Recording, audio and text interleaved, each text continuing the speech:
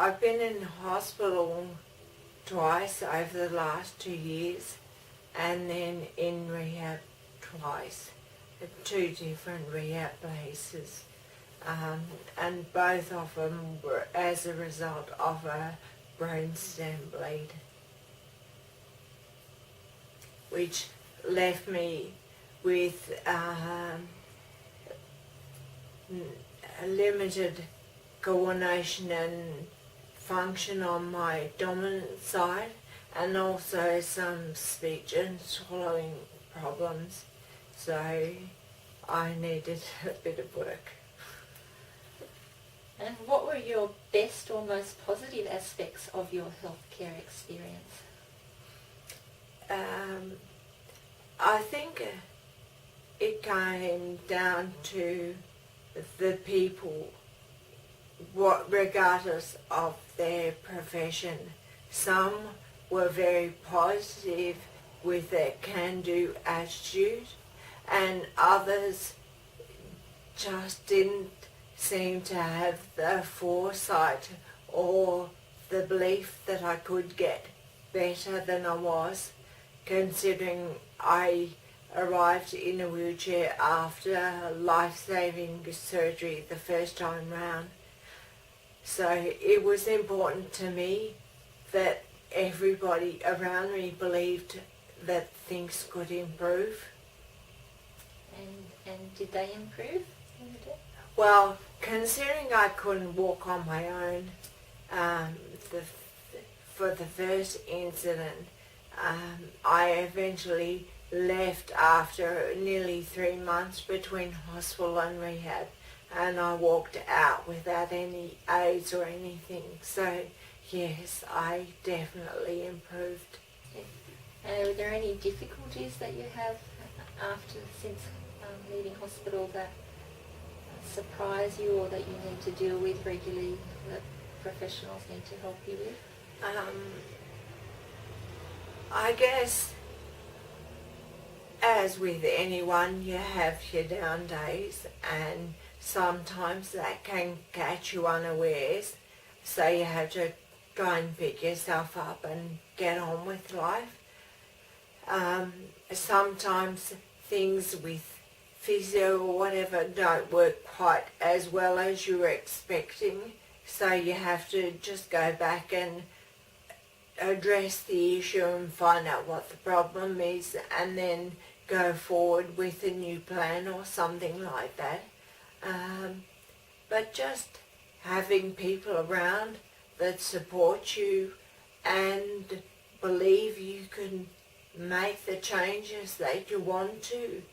And when you mention that you've got goals, that really positive encouragement that you have goals even is refreshing to come across. Like, I have my personal goals.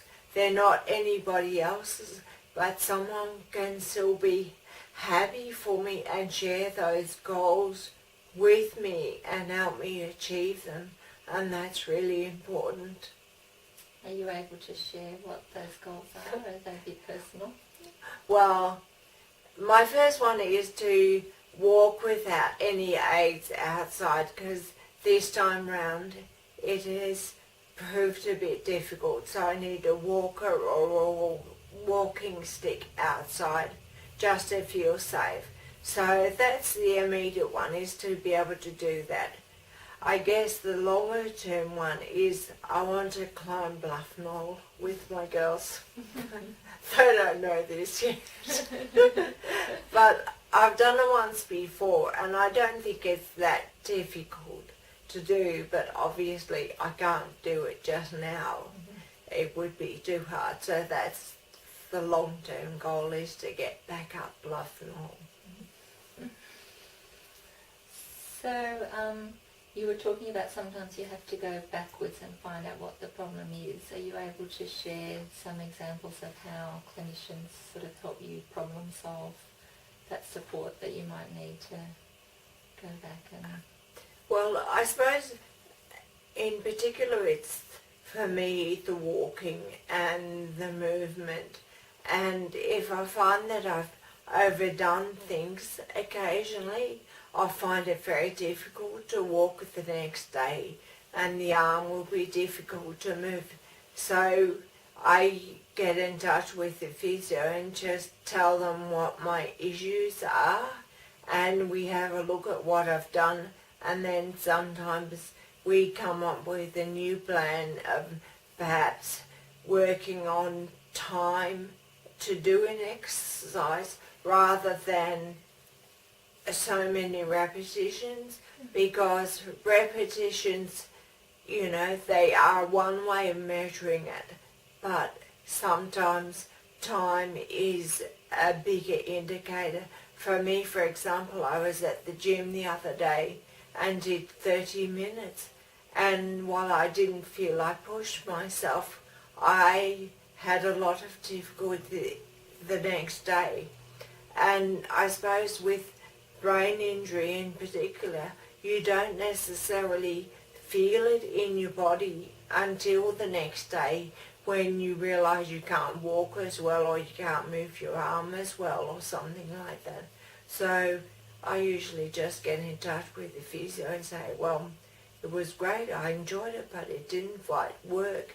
And so we'll just look at, maybe the time we spent on a piece of equipment or the repetitions, whichever, and just pull that back a bit until it works. So what do you think we could do to improve the service delivered to you now and also in the past? I guess there are two things that come to mind. Well, I suppose there are lots of things. The first one is the attitude toward patients, that it's always a positive, can-do attitude. And I think anyone would realise that after many months of trying and not making any progress, they'd be happy to sit down and say, well, okay, how do we deal with issues now, because no progress is being made, but not assuming that at the start. So that's the first one. And the other one is, I guess, making sure that the patient is always included in any care plan or discussions. I noticed in one place, in the hospital in particular, whenever a child was involved and needed some sort of rehab or further treatment, the family was brought in and there was discussion as to the way forward. But when you're an adult and you don't have a partner or immediate family around, you're not included yourself, and nor is any member of family. Like, they don't phone my next of kin in Victoria and say, oh, this is what we're thinking of doing. They just decide it amongst themselves and move forward with it. But I haven't been consulted necessarily. And usually it's okay, but what if it's not? Do I get the chance to say, I'm sorry, this isn't going to work? Yeah. So, including the patient in that.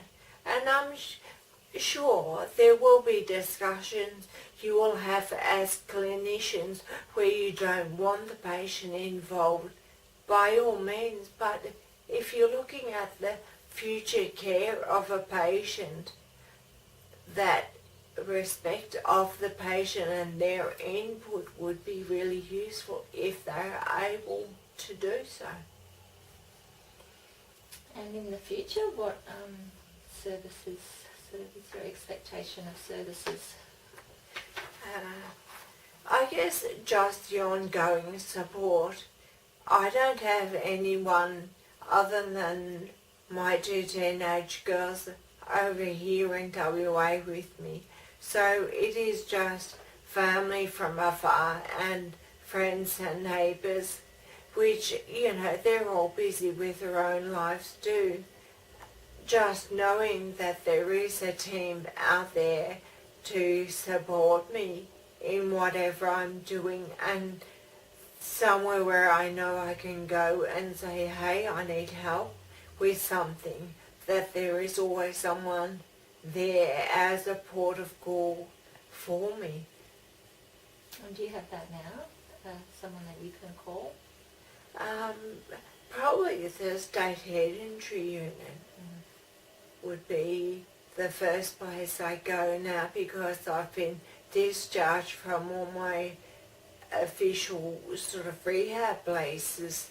So thankfully they're there to, I guess, hold me on as that journey continues. And do you have any other insights to conclude with?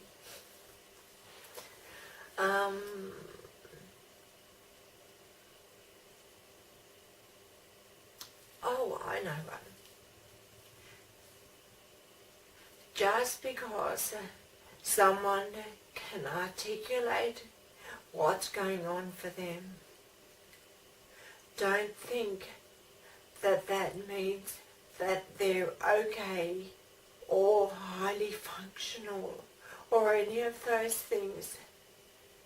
Because if you were to stand in my shoes and walk my path for a couple of weeks, you would realise that what I say is very different to how my body works and how it feels. And to just not lose sight of the person at the end of the road.